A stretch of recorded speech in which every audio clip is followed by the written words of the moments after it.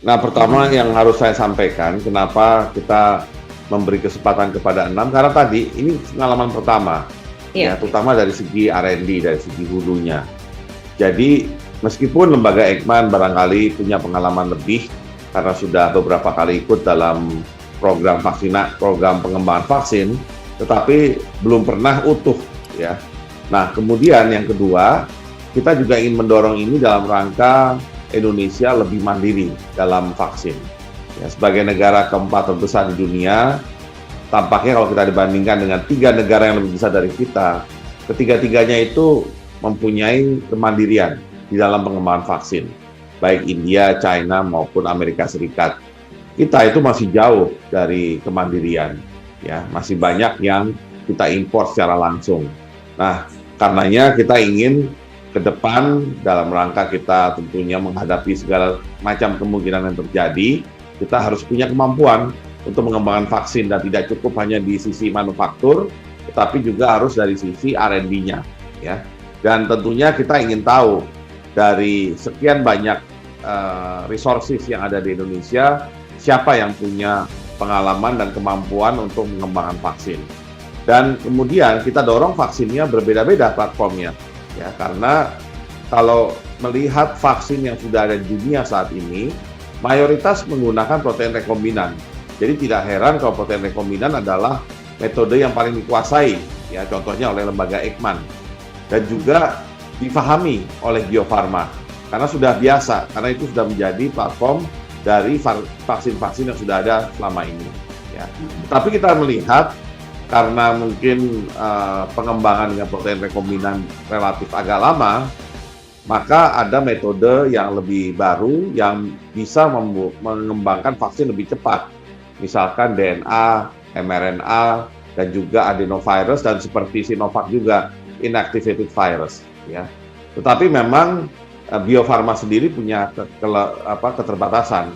Bio Farma hari ini hanya bisa mengerjakan 2 platform, yaitu inactivated virus yang seperti Sinovac dan protein rekombinan, ya. Sehingga kalau ada tadi lembaga lain mengembangkan dengan adenovirus, maka tugas saya sekarang adalah mencari, ya, perusahaan-perusahaan swasta yang bersedia untuk menjadi produsen vaksin dengan platform seperti platform yang dikembangkan oleh beberapa perguruan tinggi maupun lembaga, ya. Jadi ini strategi yang kita dorong. Jangka pendeknya kita ikut berpartisipasi dalam vaksinasi untuk COVID. Jangka menengahnya menjaga kesinambungan dari herd immunity COVID itu sendiri.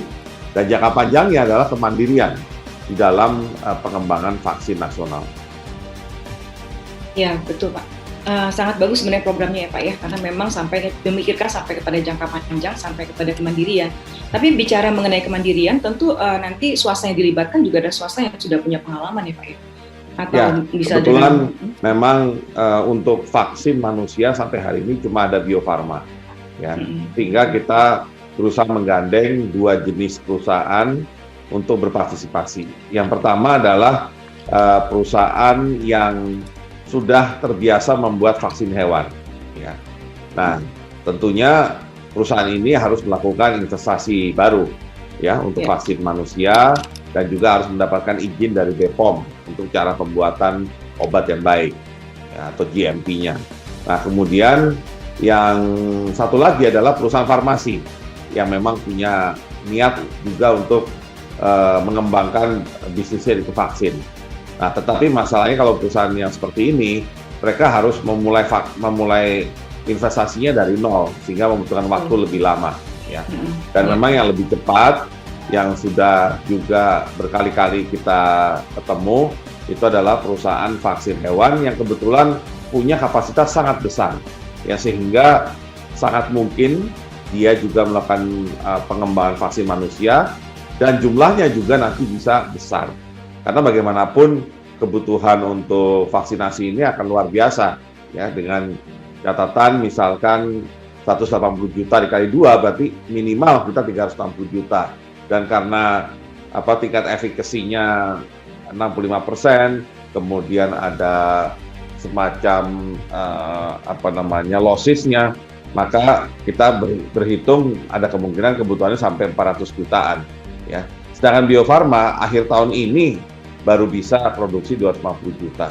Jadi memang kehadiran swasta itu memang sudah istilahnya sudah urgent, sudah sangat diperlukan di Indonesia, tidak lagi hanya merupakan opsi.